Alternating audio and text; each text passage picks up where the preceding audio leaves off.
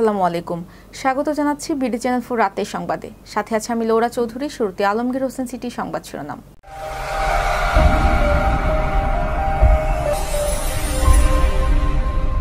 আরও 60 দিন বাড়ল সেনা কর্মকর্তাদের নির্বাহী ম্যাজিস্ট্রেটের ক্ষমতার মেয়াদ।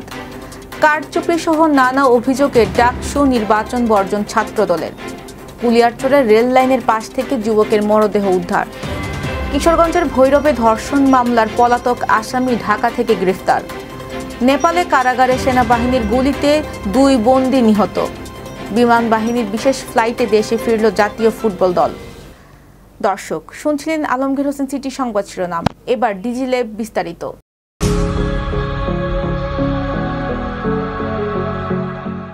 সেনাবাহিনীর কমিশনপ্রাপ্ত কর্মকর্তাদের নির্বাহী ম্যাজিস্ট্রেসি ক্ষমতার মেয়াদ আরও 60 দিন বাড়িয়েছে সরকার। আজ জনপ্রশাসন মন্ত্রণালয় এক প্রজ্ঞাপনে এই তথ্য জানায়। প্রজ্ঞাপনে বলা হয়েছে, বাংলাদেশ সশস্ত্র বাহিনীতে কর্মরত সেনাবাহিনীর ক্যাপ্টেন ও তদূর্ধ্ব সমপদ মর্যাদার কমিশন্ড কর্মকর্তাদের সারা দেশে 12 সেপ্টেম্বর থেকে পরবর্তী 60 দিনের জন্য বিশেষ নির্বাহী ম্যাজিস্ট্রেটের ক্ষমতা অর্পণ করা হলো।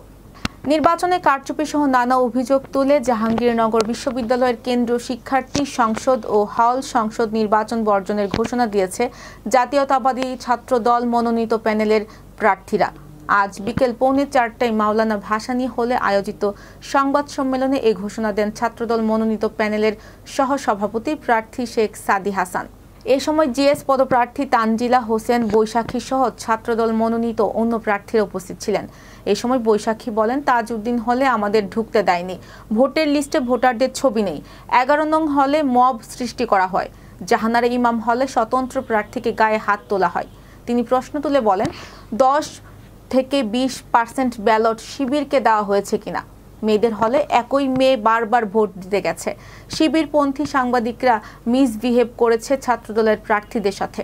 সুষ্ঠু নির্বাচন হচ্ছে না, এটি কারচুপি ও প্রহসনের নির্বাচন, তাই নির্বাচন বর্জন করতে বাধ্য হচ্ছে।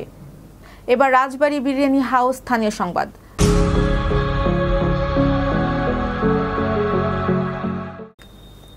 কিশোরগঞ্জের কুলিয়ারচর রেল লাইনের পাশে গাছের সঙ্গে 2 পা আটকানো অবস্থায় 22 থেকে 25 বছর বয়সের অজ্ঞাত এক যুবকের মরদেহ উদ্ধার করেছে থানা পুলিশ। বুধবার আনুমানিক সকাল 8টার দিকে রেল লাইনের কুলিয়ারচর উপজেলার 600টি ইউনিয়নের লক্ষ্মীপুর এলাকার মরদেহটি পড়ে থাকতে দেখে স্থানীয়রা পুলিশে খবর দেয়। পরে দুপুরের দিকে কুলিয়ারচর থানা পুলিশ ঘটনাস্থলে পৌঁছে মরদেহটি উদ্ধার করে। স্থানীয় ও পুলিশ ভাষ্যমতে মঙ্গলবার সন্ধ্যা হতে বুধবার সকাল 9টা পর্যন্ত কোনো এক সময় চলন্ত ট্রেন হতে পড়ে গাছের সঙ্গে ধাক্কা লেগে 2 পা আটকানো অবস্থায় তার মৃত্যু হয়ে থাকতে পারে। রাজধানীর লালবাগে অভিযান চালিয়ে ভৈরবের ধর্ষণ মামলার পলাতক এক আসামিকে গ্রেফতার করেছে রেব 14 CPC 2 ভৈরব ক্যাম্পের একটি আভিযানিক দল। গ্রেফতার মোহাম্মদ রবিন মিয়া কিশোরগঞ্জ জেলার ভৈরব উপজেলার বাসিন্দা। গতকাল রাত 11টার দিকে গোপন সংবাদের ভিত্তিতে রেব 10 এর সহযোগিতায় অভিযান চালিয়ে রাজধানীর লালবাগ এলাকার ইবনে সিনা হাসপাতালের সামনে থেকে তাকে গ্রেফতার করা হয়। এক প্রেস বিজ্ঞপ্তিতে বিডি চ্যানেল 4 কে বিষয়টি নিশ্চিত করেন রেব 14 CPC 2 ভৈরব ক্যাম্পের মিডিয়া অফিসার সিনিয়র সহকারী পরিচালক। মামলার সূত্রে জানা যায়, ঘটনার প্রায় 3 মাস আগে বিবাদী মোহাম্মদ রবিন মিয়ার সাথে সামাজিক যোগাযোগ মাধ্যমের ইমুতে ভিকটিমের পরিচয় হয়। পরিচয়ের এক পর্যায়ে বিবাদীর সাথে ভিকটিমের প্রেমের সম্পর্ক গড়ে ওঠে। পরবর্তীতে উক্ত প্রেমের সম্পর্কের সূত্র ধরে বিবাদী মোহাম্মদ রবিন মিয়া ভিকটিমকে বিয়ের প্রলোভন দেখিয়ে 7 সেপ্টেম্বর রাত অনুমান 9টার দিকে কিশোরগঞ্জ জেলার ভৈরব উপজেলার নয়াহাটির সাকিনস্ত ফাঁকা জায়গায় নিয়ে শারীরিক সম্পর্ক স্থাপন করে।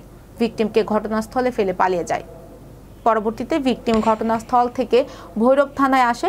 তখন ভৈরব থানা পুলিশ ভিকটিমের মাকে মোবাইল ফোনের মাধ্যমে সংবাদ দিয়ে ভিকটিমের মা তাসলিমা বেগম ভৈরব থানায় এসে ভিকটিমের কাছে যাবতীয় ঘটনা শুনে ভৈরব থানায় আসামির বিরুদ্ধে ধর্ষণ মামলা দায়ের করেন। এবার জীবনদীপ হেলথ সেন্টার আন্তর্জাতিক খবর।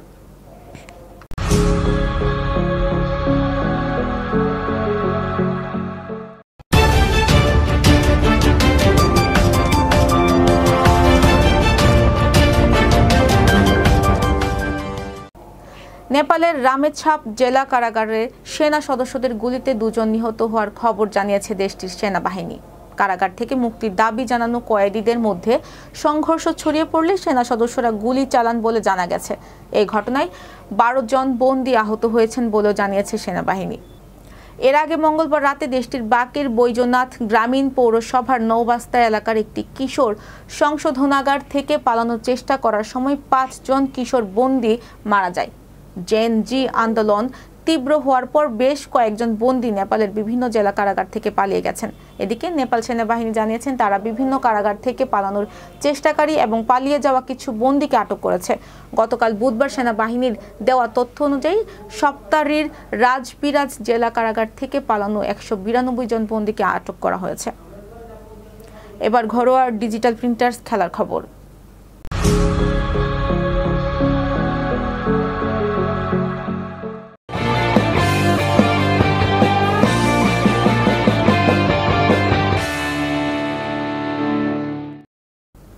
নেপালের চলমান জেন জি তরুণদের বিক্ষোভ পরিস্থিতির কারণে সেখানে আটকে থাকা বাংলাদেশ জাতীয় ফুটবল দল অবশেষে দেশে ফিরেছে।